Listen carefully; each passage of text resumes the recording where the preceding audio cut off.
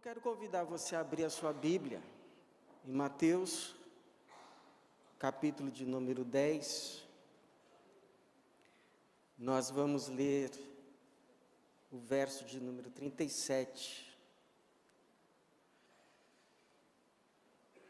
Palavras de Jesus.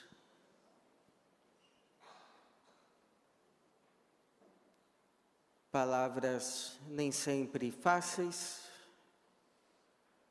mas palavras que ele proferiu e sabe por que proferiu. E vamos tentar entender esta noite o que o Senhor nos quis ensinar. Mateus capítulo 10, verso 37. Diz assim: quem ama seu pai ou a sua mãe mais do que a mim, não é digno de mim. E quem ama seu filho ou sua filha mais do que a mim, não é digno de mim. Senhor, obrigado, Pai, pela Tua palavra, obrigado pela Tua igreja, pelo Teu povo que hoje o Senhor reúne aqui mais uma vez, debaixo da Tua direção, debaixo do Teu Espírito, da ação do Teu Espírito, e pedimos que o Senhor, que já nos conduziu em louvor, já recebeu as nossas orações, também fale conosco, se digne de se revelar a nós também, por meio da Tua palavra, e que assim saímos daqui hoje instruídos, santificados e abençoados, a fim de que tudo que recebemos aqui, possamos também levar para as nossas casas, e assim o Senhor ali reine, e possamos experimentar nos nossos lares também um pouco do céu. É a nossa oração em nome de Jesus. Amém. Filho, eu te amo, mas não te amo mais do que a Jesus. Essa foi uma frase que eu ouvi da minha mãe, quando eu tinha uns 11 anos de idade. Ela me disse essa frase: filho, eu te amo e te amo muito, mas não te amo mais do que a Jesus. E eu confesso a você que para mim foi estranho ouvir aquilo. E foi estranho justamente porque eu nunca me senti mal amado. Eu nunca me senti preterido pela minha mãe, pelo contrário, fazendo assim um retrospecto, eu acho que em alguns momentos ela inclusive exagerou.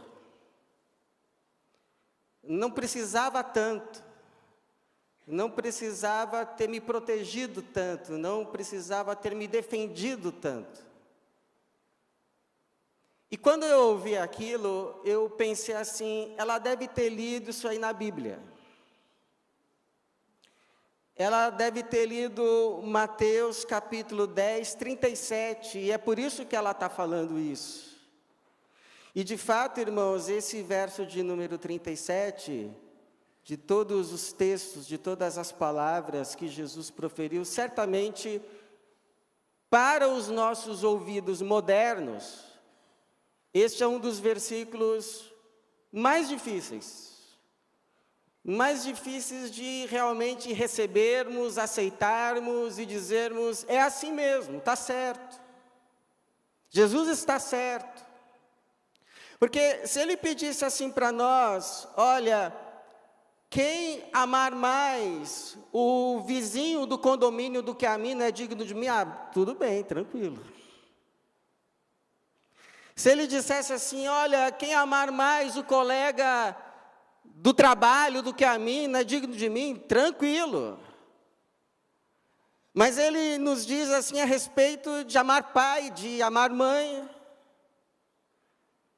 Ele toca no assunto tão sensível para nós, de amor para com aqueles que a gente mais ama, que são os filhos. são as filhas. Então, para nós, para a nossa geração, essas palavras aqui nos parecem muito duras. Parece que Jesus está exagerando. Parece que Jesus está pedindo de nós um pouco demais. Aliás, ele está pedindo muito. Para alguns, assim, beirando o impossível, o inconcebível.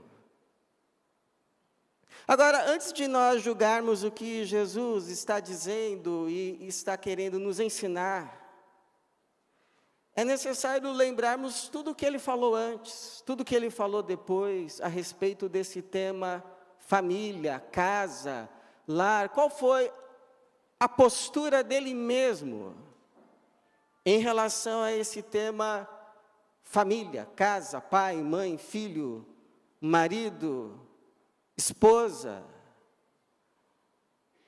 Quando a gente vai para o Novo Testamento, a gente vê, a gente percebe que Jesus sempre mostrou muita afeição às famílias.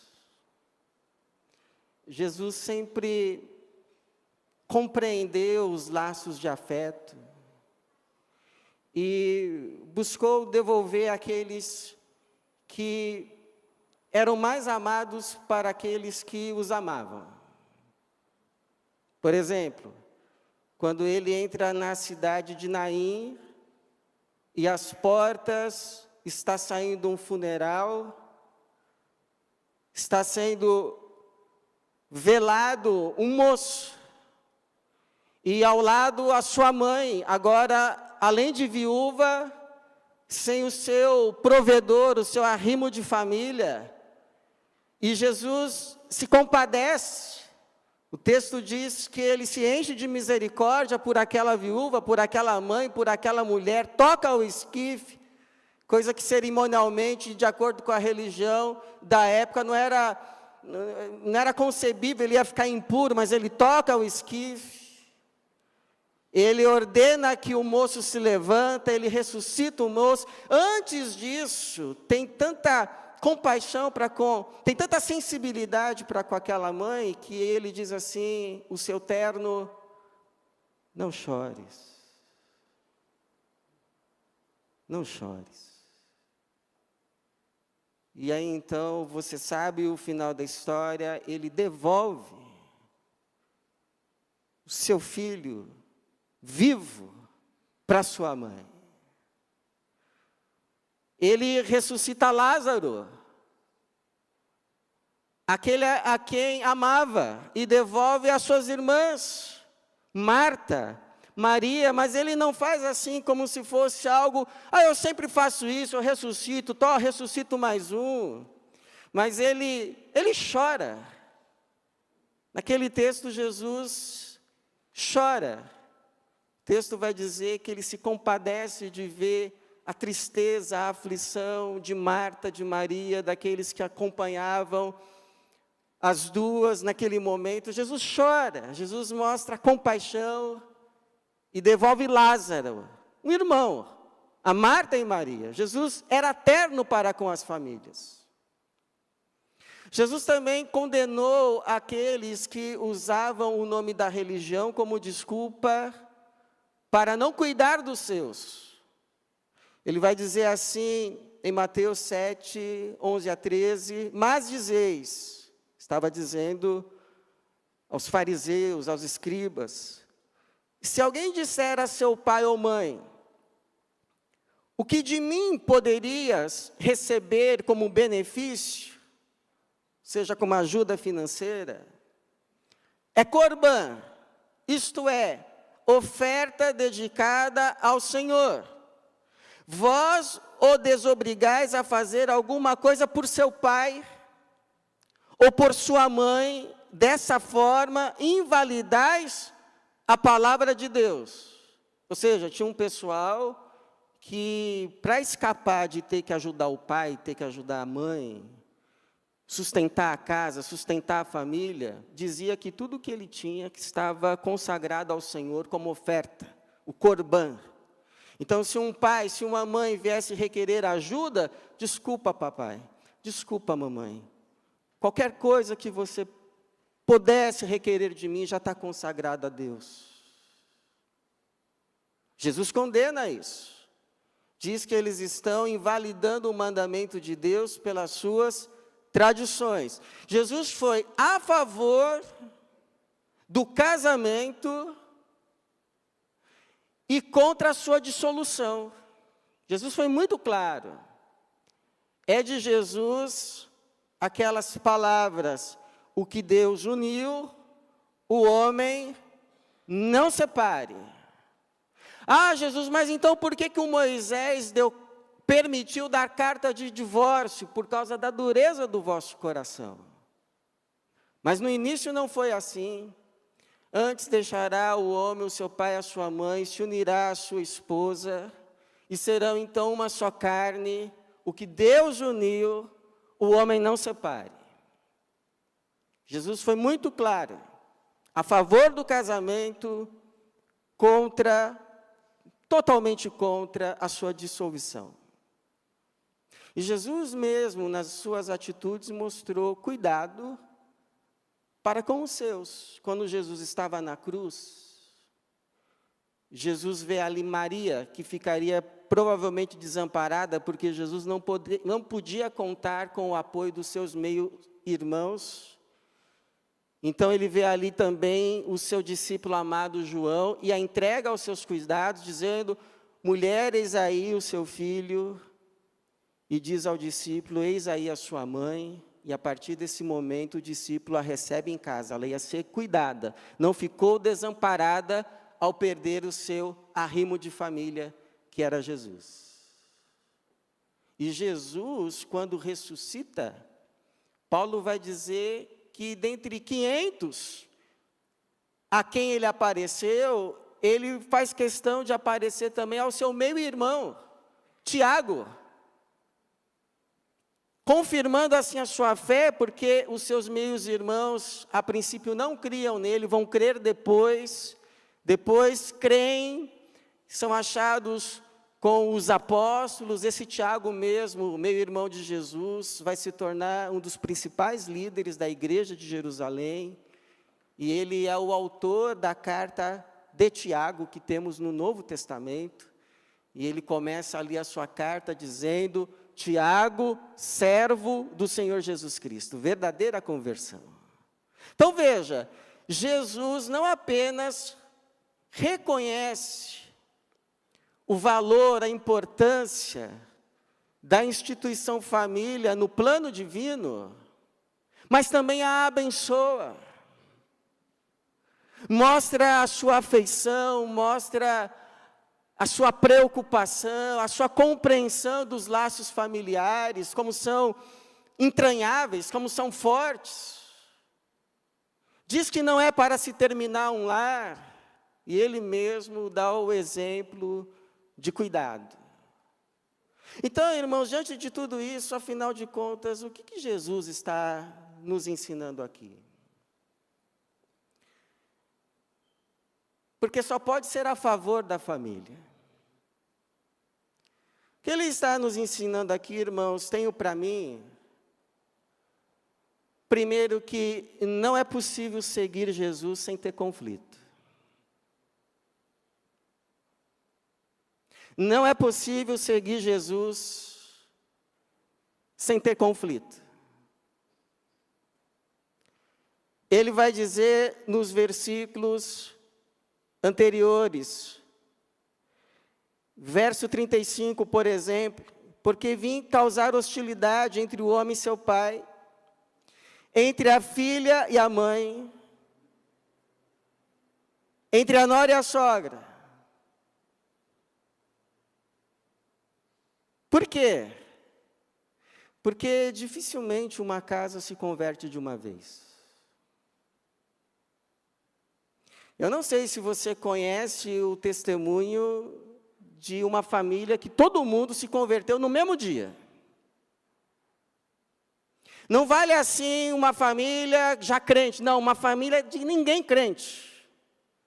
Aí no mesmo dia, É pregado o evangelho e nesse dia converte o pai, converte a mãe, converte os filhos, converte as noras, todo mundo se converteu no mesmo dia. Eu só conheço lá, Atos 16, a família do carcereiro, sinceramente.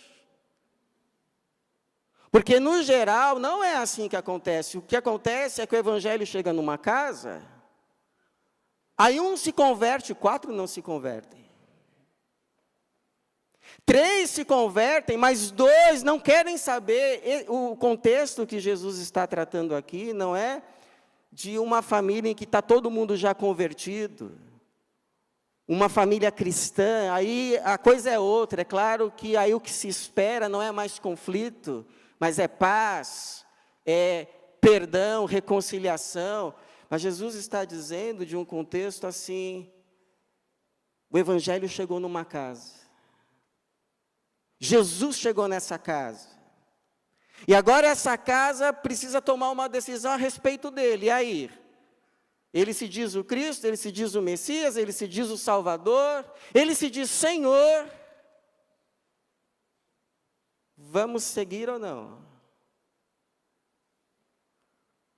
Aí 2 diziam assim, não, vamos seguir, claro. Aí o outro, vão vocês. Vão vocês. Depois eu vou. Já viu essa história? Quando vocês menos esperar, eu estou lá. Pode me esperar que um dia eu vou, mas não vai nunca. Não se converte nunca. Foi a sua decisão. Então, aquele lar que antes estava harmonioso, ninguém seguindo a Jesus, todo mundo indo na mesma direção, em concordância, agora é um lar dividido. Tem alguns que seguem Jesus, tem alguns que não seguem Jesus. E o palco do conflito, então, se arma. Porque chega um dia o moço e fala assim para o pai, papai, eu já decidi, eu vou ser missionário. E o pai ouve isso e pergunta, isso dá dinheiro? Por que que eu paguei tanto os teus estudos e tantos estudos? Para você jogar agora tudo fora? Está ficando fanático? Palco do conflito se armou. Chega o marido da igreja, geralmente é o contrário, mas vamos usar esse exemplo. O marido se converteu, a mulher não. O marido vai para a igreja, a mulher fica em casa. Aí chega o marido em casa e diz assim, olha meu bem, o pessoal lá na igreja está fazendo uma campanha para construir uma casa de abrigo para meninas que são abusadas, se refugiarem na Índia. E eu estou pensando em dar parte do meu 13º. Aí a mulher olha assim para ele. Começou o conflito. O casal que sempre antes estava certo que o 13º era para viagem. E esse ano era para ir para a Disney. Agora, os valores estão... Chega a menina adolescente e avisa assim para a mãe, mamãe, eu vou me batizar. E a mãe diz, naquela igreja de crente, daquela louca da sua tia, que está te levando para lá, né? Estão te fazendo uma lavagem cerebral lá, né? Começou o conflito. Aliás, eu sei de um caso assim, de uma adolescente que se converte, mas os pais não, e ela diz para os pais que ela vai se batizar, os pais são terminantemente contra, e no dia ela vai escondida e se batiza.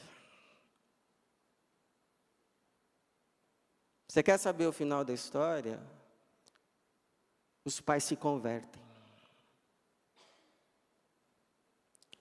são impactados pelo testemunho de uma moça que decide seguir Jesus. Eu conheci essa família, uma grande bênção na igreja. Porque a verdade de Jesus é tão pura, a sua graça é tão grande, que quando a gente resolve agradar a Jesus, ainda que isso signifique aborrecer a alguém, até mesmo essa pessoa que é aborrecida é abençoada. Quando a gente agrada a Jesus, até quem a gente aborrece para agradar a Jesus, é abençoado por Jesus. Então você quer uma casa abençoada? Obedeça a Jesus. Siga a Jesus, porque é assim que você está abençoando o teu lar. Você abençoa quando você faz o que Jesus manda. Creia nisso. Você não abençoa a tua casa desagradando Jesus. O que Jesus está nos ensinando?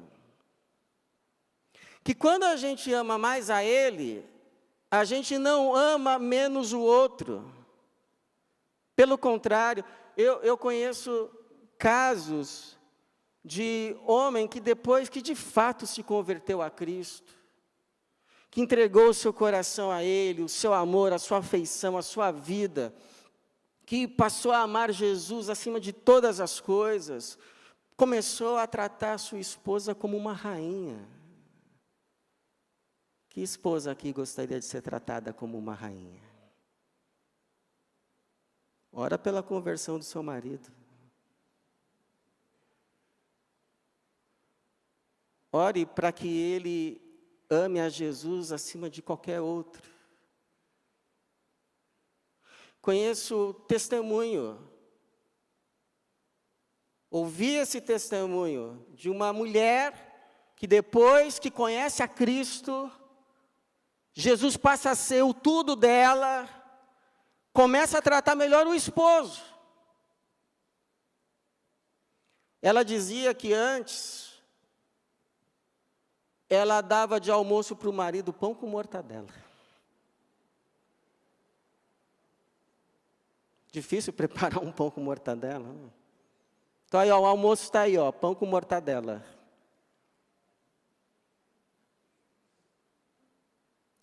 Aí depois que conhece a Jesus, que Jesus entra na vida dela, entra o amor de Jesus pelo marido dela, começou a cuidar melhor das refeições, para cuidar melhor do marido.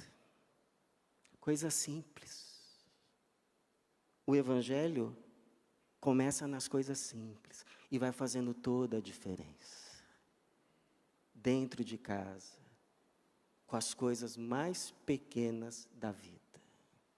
Então perceba, não sei se lemos certo, mas lemos, Jesus não está dizendo para a gente amar menos o Pai. Não está dizendo isso. Não está dizendo para amar menos a mãe. Não está dizendo para amar menos o filho. Não está dizendo para amar menos a filha, só está dizendo para amar mais a Ele. Porque quando a gente ama mais a Ele, a gente não ama menos o outro. A gente ama mais e melhor. Por quê? Porque Jesus já falou como a gente ama a Ele.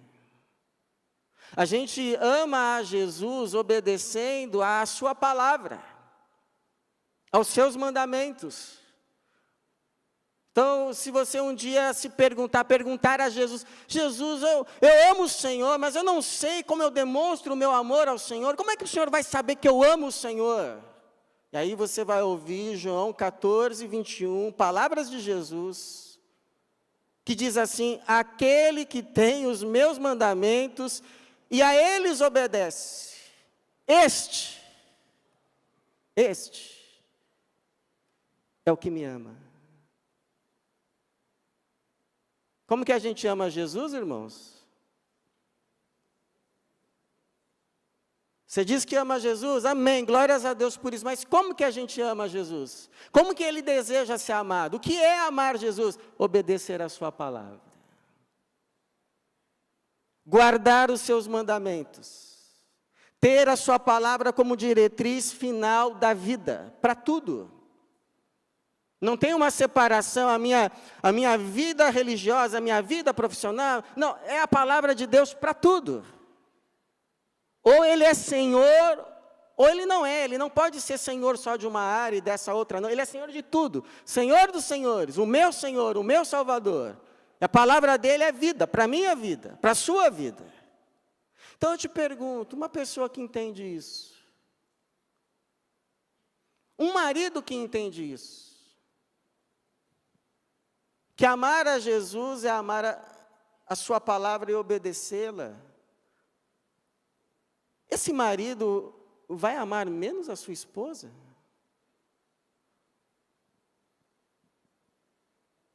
Pelo contrário, esse homem não vai traí-la nem em pensamento. Não vai traí-la nem com o olhar, quando ela não está perto. Por quê? Porque vai se lembrar das palavras de Jesus. Mateus 5, 27 a 28, ouviste que foi dito, não adulterarás. Eu, porém, vos digo que todo aquele que olhar com desejo para uma mulher já cometeu adultério com ela no coração. Então vai fazer igual Jó, que fez um pacto com seus olhos, não colocá-los em nenhuma moça. Amou mais a Jesus, amou mais a esposa. Sobe o nível de amor por Jesus, sobe o nível de amor por todo mundo.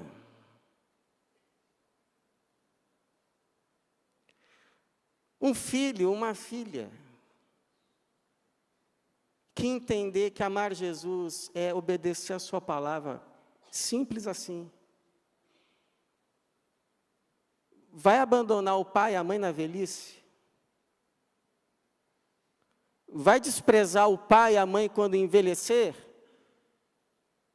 Se o próprio Jesus citou o 5º mandamento, honra o teu pai, honra a tua mãe. Não. Amou mais a Jesus? Amou mais o pai. Amou mais a mãe. O amar mais a Jesus não diminui o nosso amor pelo outro, pelo contrário, o eleva, o aperfeiçoa, o faz crescer. Um pai, uma mãe, que entendeu que amar Jesus é obedecer a sua palavra, é seguir o seu caminho, é tê-lo como referência para a vida, em relação a todas as coisas, vai amar menos. Vai ter o seu coração menos voltado para o filho, para a filha, sendo que aquele que foi enviado à frente de Jesus para preparar o seu caminho, João Batista, uma das suas tarefas foi levar o povo ao arrependimento e reconduzir o coração dos pais aos filhos. Quando a gente ama mais a Jesus, a gente ama mais e melhor quem Jesus nos confiou. Agora, sabe por que a gente ama mais e melhor também? Porque quando Jesus está no lugar dele, e qual é o lugar dele? O centro da vida. Todas as outras coisas ao redor são abençoadas. Já falei aqui, lembra o exemplo de uma moça que um dia estava no seu quarto, olha para cima e percebe que a lâmpada está bem no centro do teto, e ela tem um entendimento iluminado. É por isso que Jesus, é por isso que Deus tem que estar no centro da minha vida, para que todas as coisas fiquem iluminadas. Então, tirar Jesus do centro da vida é como se a gente tirasse o sol do centro e colocasse a terra. Para que haja luz, para que haja calor, para que haja vida na terra, o sol precisa ficar no centro. Com Jesus é o mesmo. Tem vezes que famílias em conflito vêm conversar, e às vezes a conversa, não é por causa que o meu marido, não é por causa que a minha esposa, não é por causa que o meu filho, não é por causa que os meus pais, e geralmente o princípio, a palavra que Deus me dá é essa: olha, a questão maior não é o seu marido, a questão maior não é a sua esposa, a questão maior não é o seu filho, a questão maior não é a sua filha, a questão maior não é o seu pai, a questão maior não é a sua mãe, a questão maior não é você. A questão maior é Jesus. E o que ele fala a respeito disso? A minha pergunta é: você vai segui-lo ou não? Você vai seguir nessa situação, nesse caso, o que ele fala, o que ele orienta, o que ele ordena ou não? Ele vai ser nessa situação Senhor da sua vida ou não? Ele vai estar no centro ou não? E geralmente, quando a resposta é sim, as coisas se resolvem. Me lembro até hoje, uma mulher veio conversar comigo, falando do marido, não aguentava mais o marido, dizia que não amava mais o marido, ia se separar do marido. E a palavra que Deus me deu para falar para ela naquele dia foi: fulana, sabe o que você precisa? De Deus. O que você está precisando é de Deus. E aquela palavra teve um impacto que estão casados até hoje, mais de 20 anos. É Deus, irmãos. É Jesus. Quando Jesus volta para o seu lugar, na nossa vida, na minha vida, na sua vida, todas as outras coisas encontram o seu devido lugar ao redor dele e são abençoadas por ele. Porque, como diz lá o apóstolo Paulo em Efésios 4:10, Deus fez convergir, vir ao redor em Cristo todas as coisas. Aquilo que sai da órbita de Cristo se perde. Então traga aquilo ou aquele ou aquela que você mais ama para a órbita de Jesus. Mas em nome de Jesus, para o bem da sua casa, para o bem da sua família, para o bem daqueles que você mais ama, não tire Jesus do centro. Ele quer estar ali, sabe para quê? Para abençoar.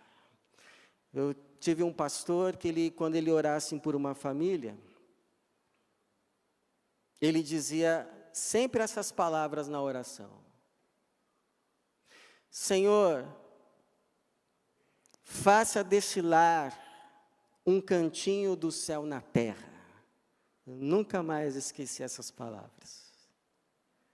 O que ele estava pedindo era o seguinte: Senhor, reina nessa casa. Seja Deus nessa casa. Seja Senhor nesse lar, ocupe o centro, ocupe o lugar de honra. Por quê? Porque onde Jesus reina, ali não é o reino da mulher. Não é o reino do homem. Não é o reino dos filhos. Ali onde Jesus reina é o reino de Deus. E onde o reino de Deus está, ali o céu está. Ali o céu chega. Então a minha oração é que você receba Jesus na sua casa. Você abra a porta para Ele. E que você dê a Ele o lugar de honra. O lugar principal. E que assim Ele faça da sua casa um cantinho do céu na terra. Porque é isso que Ele quer fazer. Que Deus nos abençoe. Amém.